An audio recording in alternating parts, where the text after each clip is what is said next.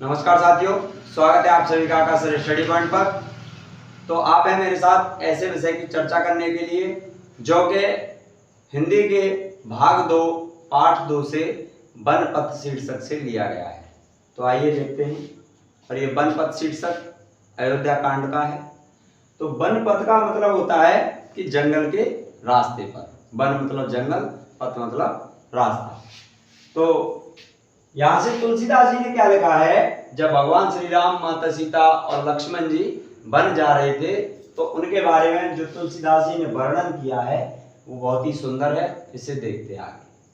तो जब भी एग्जाम में अगर ऐसा पदांश अगर ये आता है तो हमें ये पूरा नहीं लिखना है, हमें पुरते निकसी और डॉट डॉट करके लिख देना है, चार चली जल चुए। उसके बाद हमसे इसका प्रसंग नहीं पूछा जाएगा।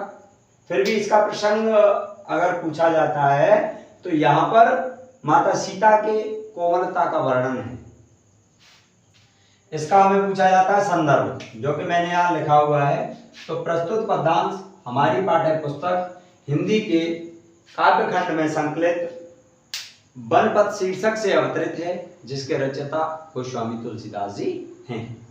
अब हम आगे इसकी व्याख्या समझेंगे।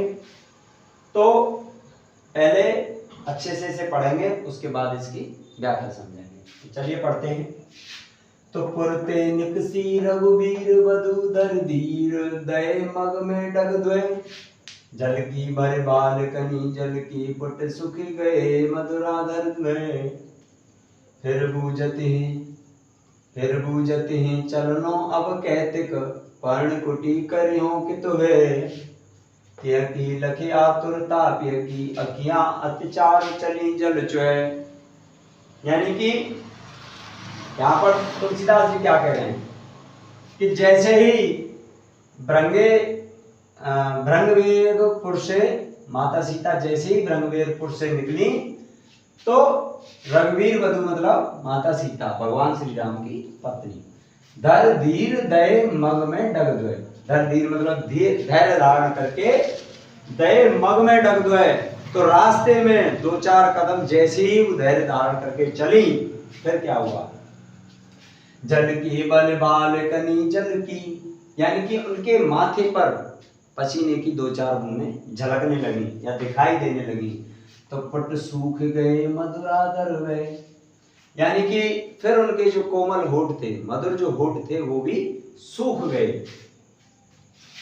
फिर बूझते मतलब फिर वो भगवान श्री राम से पूछती हैं, क्या कह रही हैं कि चलनो अब कैतिक, यानी अब किधर चलना है, पर्ण कुटी करे हो कि तुहे, यानी कि अब हमें किधर चलना है और हम पर्णकुटी कहां पर बनाएंगे, या अपनी पर्णकुटी मतलब पत्तों की कुटिया को कहां पर बनाएंगे।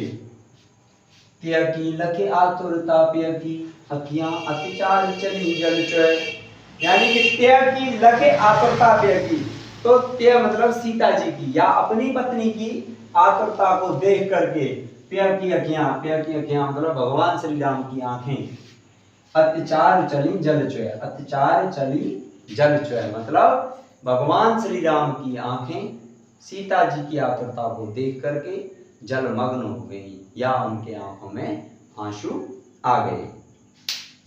तो जब भी हमें पेपर में आएगा तो पूरे की व्याख्या करवाने के लिए नहीं कहता है, केवल 1-2 लाइन के नीचे जैसे अंडरलाइन कर देगा और आपसे बोलेगा कि प्रस्तुत पद्यांश का संदर्भ लिखिए और इसकी रेखांकित अंश की व्याख्या कीजिए।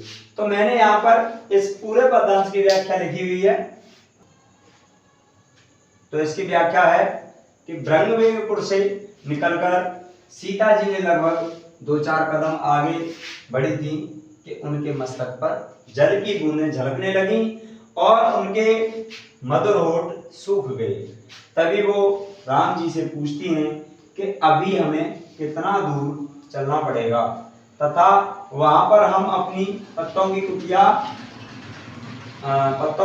कहां पर बनाएंगे। पत्नी की व्याकुलता को देख करके भगवान श्री राम के नेत्रों में आंसू आ गए।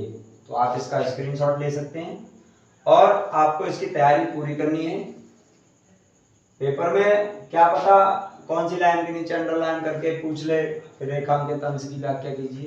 तो इसीलिए मैंने यहाँ पर आपको लिखित में दी गई है और इसका स्क्रीनशॉट ले सकते हैं। और वीडियो को लाइक एंड शेयर करना ना भूलें।